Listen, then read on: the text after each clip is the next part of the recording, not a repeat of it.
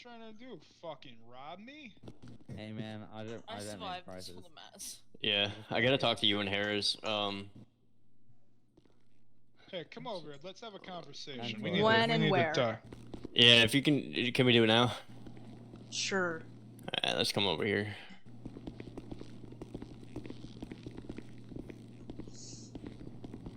But yeah, Ripley has a second line. We're separated. We start getting fire out the pizzeria, out the bean machine, out the Bravo 1 exposure, out the third floor. It's looking horrible, but we didn't think there were victims. EMS had said there weren't victims. And then I heard screams from inside. So we called it, and then us three entered together with one hose line. And it sounds like Samuels thought we had two. We did a left-hand search. We found a door that we thought was, at least in my mind, no survivable space. So even if that was our victim, they were fucked, and we wedged it closed. Mm-hmm. Continued on our left hand out into the kitchen behind the bar, and we were met with heavy fire conditions, and our victim was pinned under by shelving. It seems like shit went south. I don't know when it happened, but I guess rescue left the building because fire conditions got bad enough for them. Apparently the wedge failed somehow. Yeah. But there was nobody in that room to knock the wedge free. I don't know. And then Ripley pointed out that it was getting really loud, so I looked out the door behind us. And before she looked out the door, though, we both thought it was probably fire spreading through the roof. Yeah. On the second floor. And I then said, "It sounds like it's getting loud. Can you check the door?" That's when Harris cracked the door open on our escape, and noticed that the flames had somehow breached the door, the jammed door, and it was like completely 2 feet. blocked It was us 2 in. feet from our door. We were Okay. We were stuck. At that point, I called the Mayday and wasn't awake. Maybe it would have like reached 911. one of the walls, possibly, or like on the ceiling. It could have fell down and caused some extinction. Yeah. I don't. Either way. Radio channel for 911. I mean, I feel like if we had gotten the patient out faster, we would have been fine. Like, either way, it was a bad situation to be in the first place because it was running the roof. Yeah. From your recollection, did Command order rescue company out of the building before you guys, or did they just leave on their own? No, they left on their own, and they only told Command, and we only found out that they left after we called our Mayday. Okay. So I mean, I watched Samuel's helmet camera, and it sounds like they actually did tell her that they had fire coming out in the dining room, small fire that they were gonna knock. But we didn't know that. We were too, like, it was too loud. I didn't hear it. I don't think you heard it, Ripley. We were so focused on trying to get the patient out from underneath the shelves and it trying to wasn't get addressed to us. safe. It wasn't addressed to us. So we didn't know that conditions were worsening outside. We didn't have that warning, and we didn't know that they had pulled themselves out until after we called their Mayday. Until we had called our Mayday. And I don't know if any of us saw that door that we eventually made our exit out of. I certainly didn't because it was fucking wall of fire. Like, we fucking crawled through the fire to get out either way. But we all eventually lost pressure on our line. And as soon as that hose burned through, we knew we either had to conserve our oxygen or try and get out. Rescue and ladder, they both tried to make entry with hose lines. Okay. And they got repelled out of the dining room. It flashed on them as they left right before it flashed over, it sounds like. And then at that point, we had gotten the shelf off. We had decided that all three of us were going to just make one last effort before we, huddled down and waited for Rit to get to us, save our air, to get our patient out. So at least if they got to us, we could just get, all of us could get out, and no one would have to wait the time just in case she was, you know, savable. And then they pulled out, and we, at that point, we. One second. Yep. Torres, can you come to the chief's office? You can continue. Yep. At that point, I started noticing that, like, the ground near us was off-gassing. And our room was about to flash over. Like, you could feel it. It was hot. Like, it was really hot. Even our gear was starting to look like somebody had just poured hot water on it when it was frozen. Okay. Yeah, it was really bad. Like, I mean, I just remember it being very painful. Okay. And then Ripley, eventually we were like, we're screwed, like, we can't get out of here, so we made a go for that door that I don't remember but one of us must have seen it. And obviously it was Torres spotted the door across the way. I mean, it was still through fire, but it was gonna be less than if we tried going out through the dining room. Oh. Hi, buddy. I thought it was it all. Yeah, we're just talking right now. Talking about the fire that happened at the pizzeria. Okay, we're up to when Ripley's about to go out the door. Oh. So just jump in when I can't talk. Yeah. Eventually, When I go back in colors. Ripley went first, since she's tiny, and, you know, showed us that it was possible. Torres and I got a thing of rope around our patient to get her going, and then I told him to go, and he did. And then I started dragging her, and then it, you know, from there I don't remember anything. Yeah, I can pick off there. Harris collapsed. I get the patient out the fire, grab Harris by the strap of her SCBA, drag her out. And then me and Ripley get low. I have Harris over my shoulder. Ripley has the PT. We just start getting out of there as fast as possible. Okay.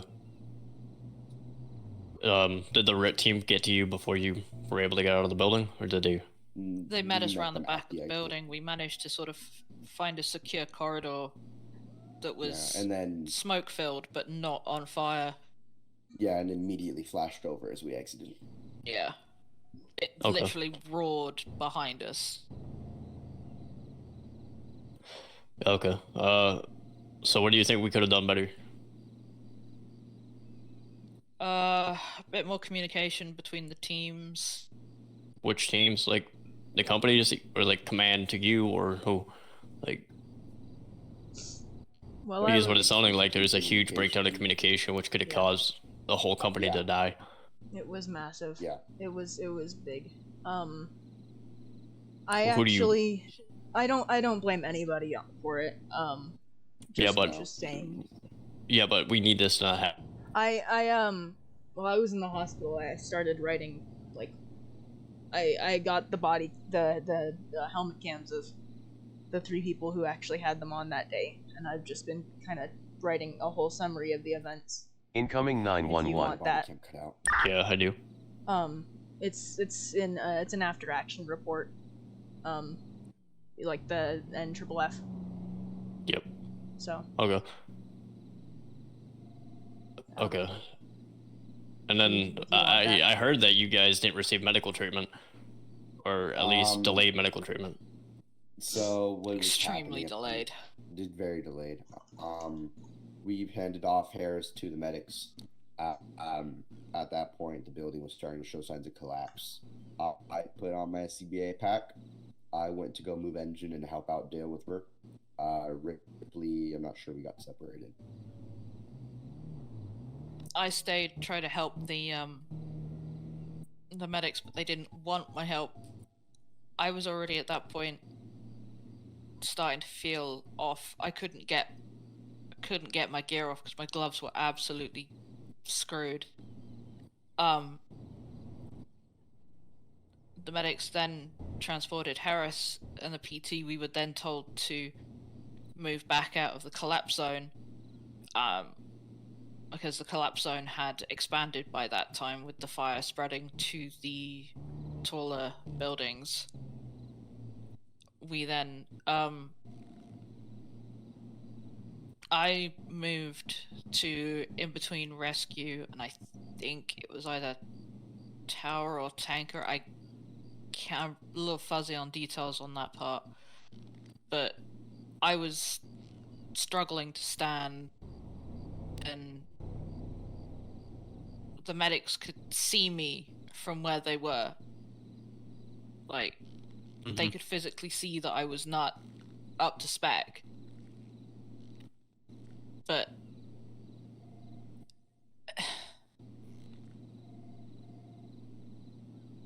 it seems they only really sort of paid attention to that by the time it was almost. Yeah. Okay. So, but did they have like 2 ambulances? I thought I had Yep. 2 or 3. There were 4 EMS personnel on scene. They took the patients. We didn't get checked out.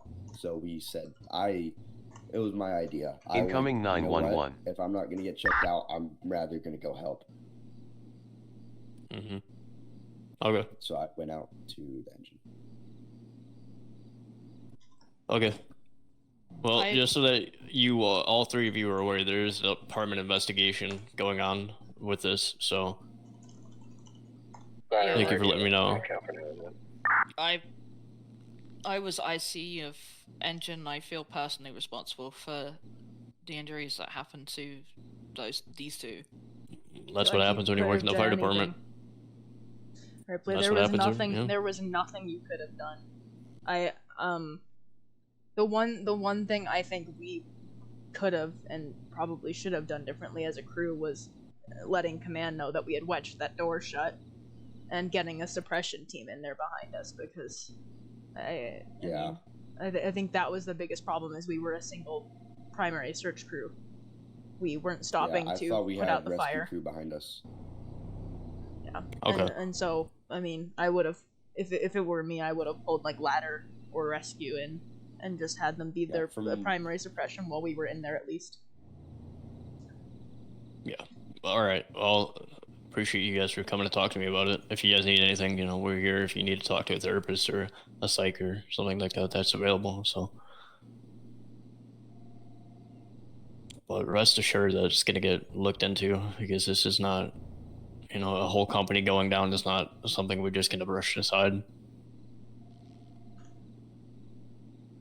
Yeah.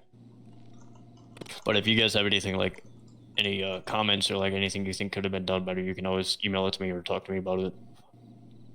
But the Chiefs are we're looking into this, trying to figure out what happened, because the amount of property damage as well as injuries to civilians, you guys, and just the whole incident itself was not done adequately.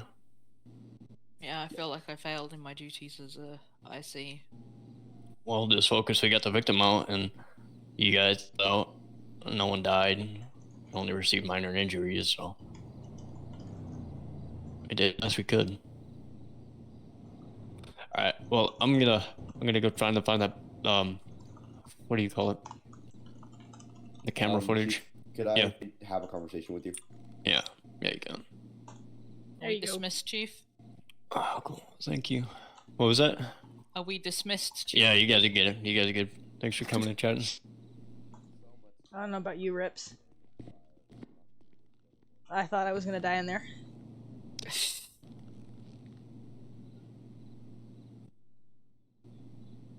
I don't know, it's just... I've never been in a situation like that in my entire career. That was the first time. Yeah.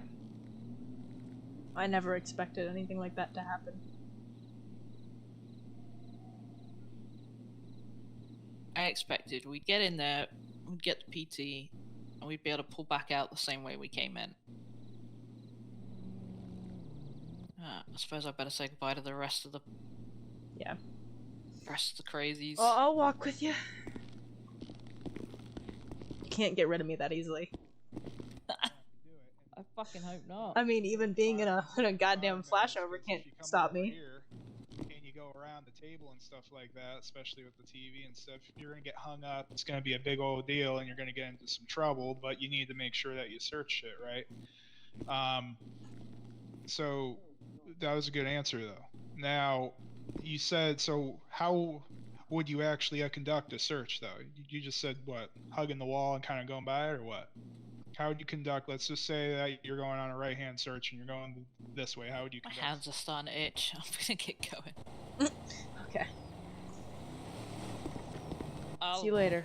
probably be on shift like tomorrow or the next day, depending.